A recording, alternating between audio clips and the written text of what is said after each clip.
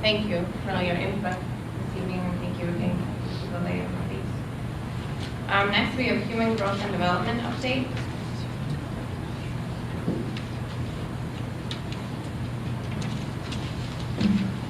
You have a copy of the both presentation is attached there, as well as just the summary of information from the Human Growth and Development Advisory.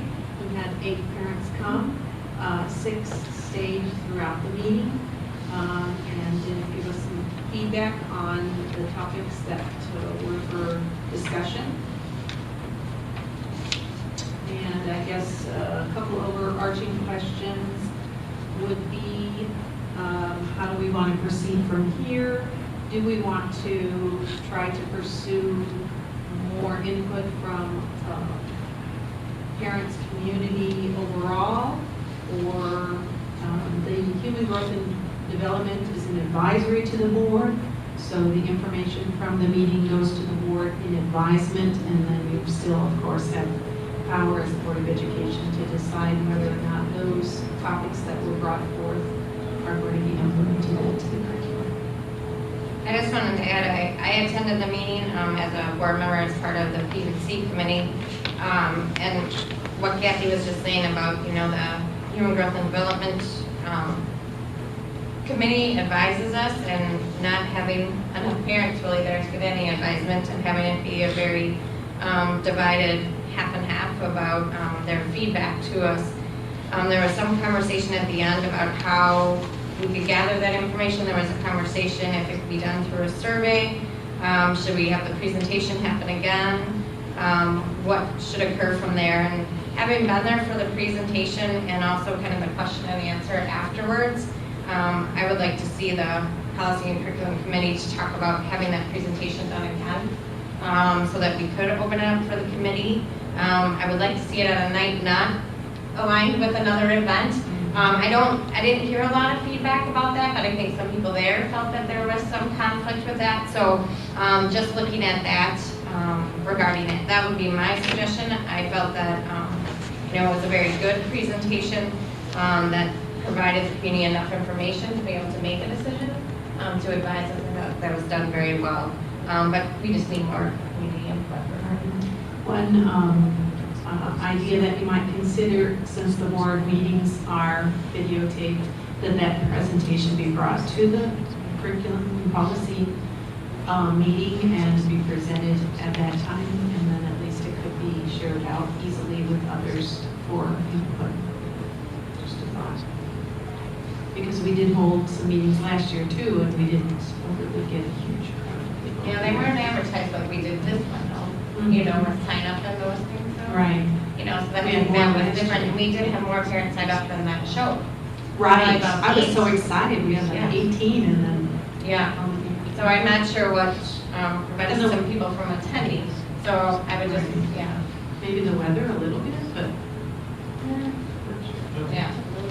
Here afterward. There were about 46 when I arrived here from the Human Growth and Development. So, yeah. I'm not sure survey is the right way to go. I mean, I would agree that holding another presentation I would night. say let's and- give it another yeah. presentation night. Give it Seeing that another it was shot. 3 to 3, and I just feel like, And then if it works, Mandy, I think it'd be good for you Yes. to attend to see that presentation, and then I would not attend that one, so that we don't have. so you want another presentation in the next couple months or next year? What are you thinking? I would say yes this spring for sure. I just don't know what their coaching schedules right now, what that will look like. So I guess talking to Mr. Runhog and Phil regarding that. did parents have to sign up to attend? No, they could have walked in. Okay. They could have walked in. yeah. We would have been. I but don't know it's if that nice to maybe have deterred them. that at all. Well, it's They felt just like nice. they couldn't come because they didn't. I don't know, I'm just. Yeah. Yeah. It's just nice to have them sign up so you know how many handouts to make and whether you should have it in the gym or Well, and whatever. we could always say too, put on there, walking to welcome, Yeah, maybe if you just added that, Yeah. that would. Yeah, I mean, that's part of it is you don't want to make 50 cents a handouts. That's understandable. Any other feedback or questions from the other board members? have a general sense of the need to be there. I mean, I guess, No. I didn't even, I can't even at the board member, I didn't even thought of, should I show up for this? Yeah, I think that's part of it too, is generally the way the law is written is that and I think that's something we should consider for the future. I know that, it's a lot of times, well, this is the way we've always done it, so that's why we're doing it this way. It's supposed to be an ad hoc committee appointed by the board. So, and in this case, it should probably most likely be an ad hoc committee appointed by the board that would report to the curriculum policy, curriculum policy. So, I can give you some examples of how, like say for instance, Oconomowoc or Pewaukee do it, and how they set it up, some of those things too. Or actually, you can find those online too. There's some ground rules, guidelines, this is what, this is how we do it. So, I don't think that there's necessarily, I think you're right, I think part of it is, that night that we were holding this meeting and that meeting and the sports that were going on for families and the other things too. It's just, people are doing a lot of different things and they get pulled in a lot of different ways. And I know that's the same thing, with anybody who has children, in the community, it's going to be that way. So, and that's part of it too, is, we can be a little bit more active and say, give people, try and do it on a night when, there's a few activities we can show for that. And just see. And may not have, it might be the same result. So, I think you're right. I think for the vast majority of people, we have a curriculum that, parents can opt out of. It's a program that parents can opt out of. It's available for review whenever they want. Coming from a very small school with, very traditional values, we would always have a parent night. But, then we would say, well, we'll let our parents, please opt out of this topics we cover. And that was how we always handled it. So in a similar fashion, we would maybe get about the same amount of people showing up. And it's a very involved school. It's not saying anything against it. It's just, parents know they have that choice. So I think that makes a difference too. I don't think all parents know that they have that choice to opt out though. Like, I don't think that's what prevents them. Okay. I mean, I don't know for sure, but just conversations. Well, I just want to better understand the big picture. This is human growth and development, so I'm looking at the four kind of bulleted points, but ultimately we're looking at reviewing what is taught or shared with 7th and 8th graders, and then, we don't necessarily, we look at this in a little closer detail than we do math or science or anything like that. Because there's state statute that specifically speaks to how this has to be handled. Okay. How many employees can be at the meeting versus non-employees. There's each couple of years, there's new updates on those kinds of things. And that's in the presentation, you'll find all of those. And then the different colored cards and kind of the feelings from those people that attend, that's just kind of advisory too. We're not bound by. We have to get some feedback, so about that. That's Right, we didn't get 75% of the people present being non-employees. So you take the feedback, But it is also, it also is state statute that you have to notify parents whenever you're sharing or instructing on human growth and development, because you have to notify them when it's going to happen in a timely fashion so they have time to come in and review the curriculum and opt out if they want to. Is that, how many days is that viewing for that? If they're going to opt their child out, It's different parts throughout the curriculum. they just go to the library. Right. I think there'll be a little bit more awareness after the at-risk survey. I think that'll bring a little bit more awareness too, so maybe with the timing of that, we can bring about more people interested in something. No, I think it's just a process of it, what I used to teach it.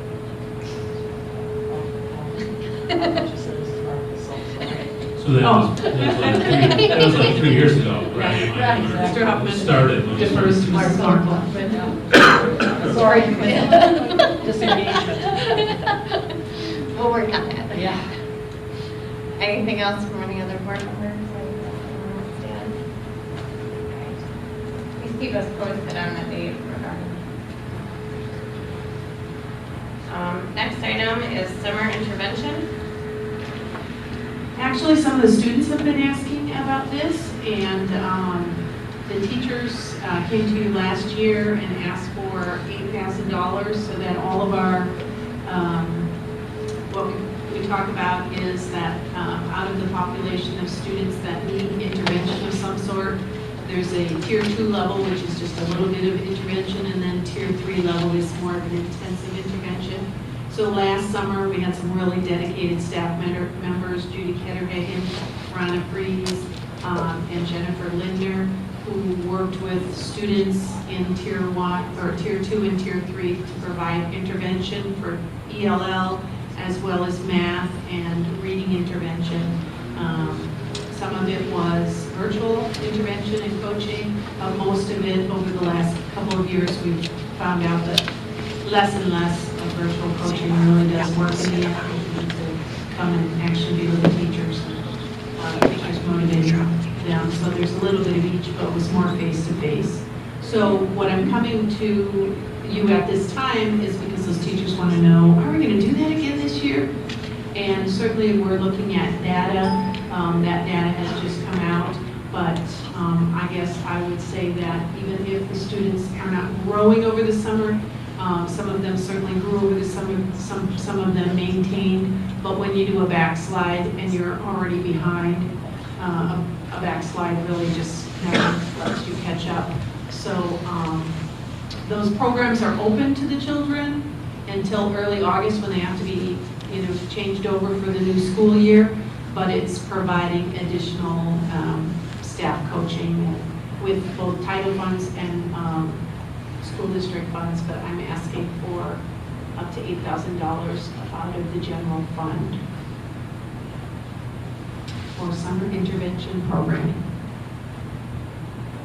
So talk a little bit more about the data that you did find when they were in the intervention from last summer. Is like when you said that some of it's coming out, that kids are using the fall map everywhere? Right, Okay. so we couldn't use the fall map, so we're using the winter, so that really doesn't give us a whole lot of good data because most of what you would have looked for would have been in the fall map scores to see if the children did maintain or if they did increase. So only 2 of the schools did the fall map testing consistently. So, but from what the teachers said and the teachers looking at the data, I believe it was a really positive program. The parents were very happy with the program. Overall, we did provide some incentives for those students also. And there were even middle school kids who were in the math program this summer, so that's really important. And we'll still be able, we're just starting to look at some of that winter data, be able to look the winter. It's hard to measure summer. Right, but it It's won't hard, really, we don't Out really- there, right, from yeah, it won't it, so- really measure the summer Yeah. piece, but So- you could. You can measure the closing the gap or compare to other students who didn't participate in that. It can play with data too. So I can- I think You if can we make move it- forward, you can if make you it want. look. No, I won't. You're gonna have kids. You're gonna have the data for some of the kids.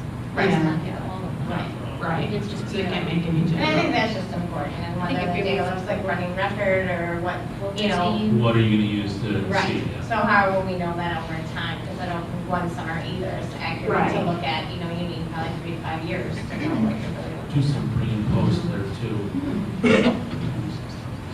So, just looking at that.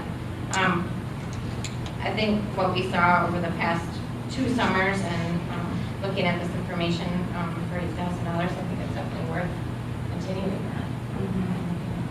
Absolutely, yes.